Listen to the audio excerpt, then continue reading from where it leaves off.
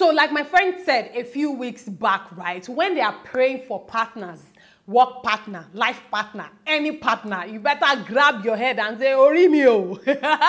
Because it was Leo that cobalized Ifu. If not, that girl will still be in that house.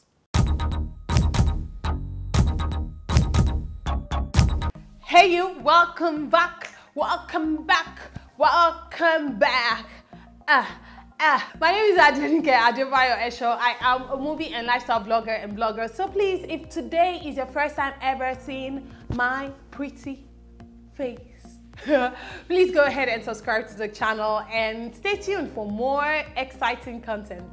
This past week in Big Brother Naija house was pretty much quiet. Nothing really happened. The housemates played the game. Bam Bam was head of house, you know, so it was a very good week. But one of the things that stood out in the week was the newfound friendship between Rico and Sisi. So Toby and Sisi had one of their numerous fights, you know, breakup, makeup fights. Sisi now decided to develop or brew a relationship with Rico, because Rico had been there, you know, trying to help her become a better person. You know, he's been the brother in the Lord, encouraging her, telling her to get the fruits of the Spirit. So they became friends, right? Cool, no problem with that. Until Brother Rico started dreaming. Brother Rico became Joseph the Dreamer, and he started dreaming that Sisi and himself were kissing and making out.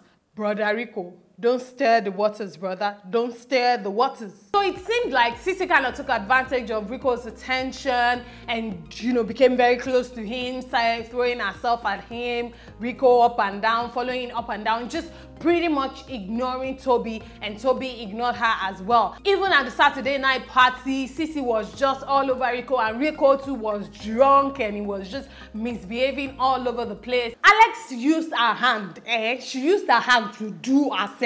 She was a front runner in this game. She was one of the most liked housemates. I mean, between Miracle and Rico and Alex, they were like the top people in the game until Alex decided to become Leo rapper, and the game just suddenly became about Leo. And this is a guy who clearly wasn't even as into you as you were into him, and who doesn't speak to you, you know, in a respectful manner, doesn't treat you right, and you're still there dying on top of his matter. And then the Babambari to cop it all up as if that was not enough when Leo got evicted. Hey! See drama. Alex, when you come out of the Big Brother Naija house, just come straight. Don't pass go. Just come straight to Nollywood. Straight to Nollywood. In fact, specifically, Yoruba wood. Because your dramatics last night, the way she just drew herself down and started crying, you would have thought, who died? Leave move. Please leave the Big Brother house. You have been evicted. This is the end of your journey.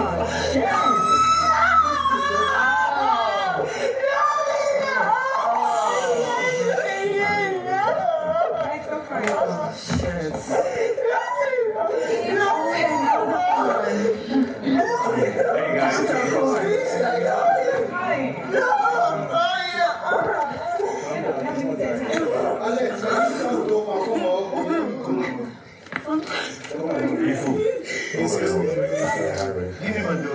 To leave the house. And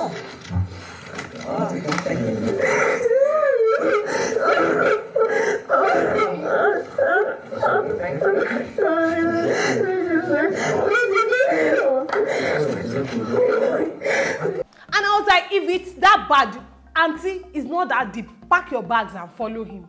But see the way she just, oh my God,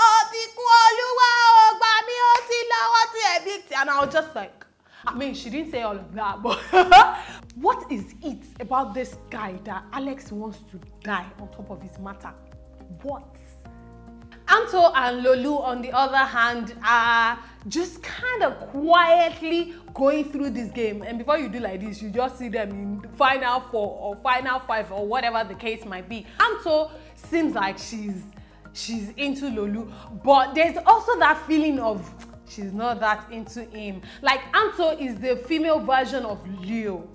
right? Except that Anto has more tact and class in her approach with Lolu. So she's telling Lolu she likes him, but then she's not sure if she's that much into him. I mean, I know they get a few stolen kisses here and there. Lolu doesn't seem like Anto's type. I don't know her. I've never met her before, but I'm just saying, like, Lolu just doesn't seem like it seems like she's just enjoying the time she has with Lolu, like she's using Lolu to pass time. Apparently everyone are paired up in the house, so she might as well, since Lolu likes her and whatnot. And what's interesting about her is the fact that she's just, you know, getting through the game, and quietly, she's not making noise, barely gets nominated, and then you're going to see her in top 3, like, oh, Anto's here. And then Ebuka asked Nina during the eviction, and that, oh, you know, Nina, or I think he asked her how she felt about a relationship with Miracle and the money and whatnot, and she goes like, oh, you know, the money is secondary now, both of them have found each other. And I'm looking at Miracle, and Miracle's like, sure.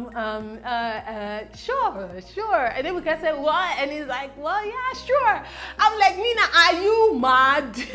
Sissy found a way to poke notes into Toby's conversation with Teddy A, which I believe wasn't even about her.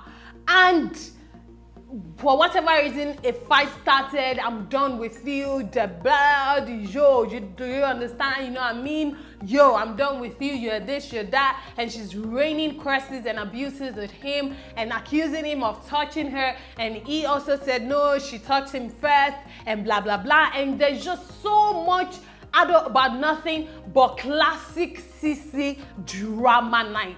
Almost all the housemates went to sleep. Even Teddy A left them at some point, and it became Leo and Alex just trying to make peace and make things work between the two. And then it got to a point and Toby went to sleep, and classic Sissy, after, it's like a demon just suddenly possesses her, and when she's done with the drama, the demon exits, and then she's like, oh, you know, Toby, I'm sorry, you know, even if I touched you, I don't remember. And there's just all that, you know, her going to wake Toby up and trying to talk to Toby and apologizing. Why are you apologizing? Why must you be the center of attraction? Why must you lie? Both of them ended up lying down together, and Toby ended up telling Sissy, oh, I miss you. And I'm just like, this guy, you don't have brain. The Sissy fans, you people should calm down. Even Toby's fans, you two should calm down. I don't care that Sissy was the one that woke Toby up. I don't care that Sissy laid on Toby's bed or Toby laid on Sissy's bed. I don't care about that. What I care about is the fact that